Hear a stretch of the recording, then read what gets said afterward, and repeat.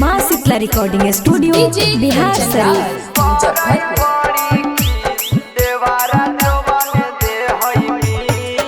अहे एगो देवारा 20 है त एगो है 25 सखी रे एगो है 25 एगो देवारा 20 है त एगो है 25 सखी रे एगो है 25 उमरो नहीं देखै देवारा हमरा 31 खाली जवान दे है मिस हमारा देवारा जवान दे है मिस हमारा बड़ी खीस देवारा जवान दे है मिस हमारा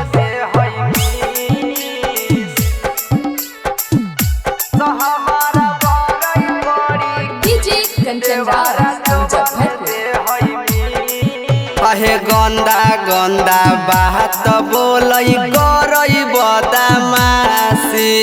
लागो है कि अपने हाथे लगाई लियै फांसी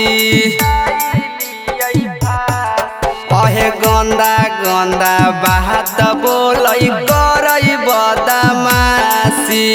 लागो है कि अपने हाथे लगाई लियै फांसी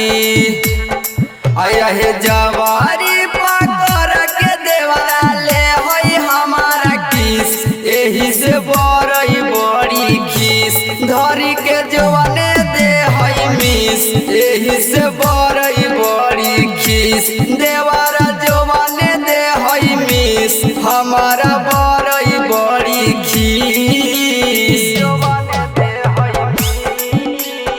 मिक्स बाय सोनू यादव।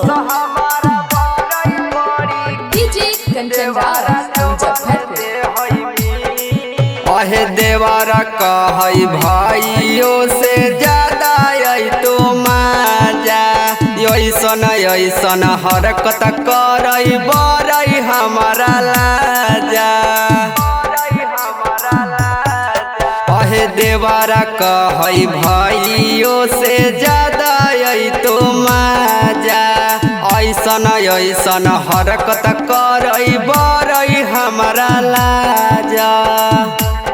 आया है सोनू लक्ष्मण कहै बौजी देवो तोरा घीस हमारा बड़ी खीस धरी के जवाने दे है मिस हमारा बड़ी खीस देवारा जवाने दे है मिस हमारा बड़ी खीस।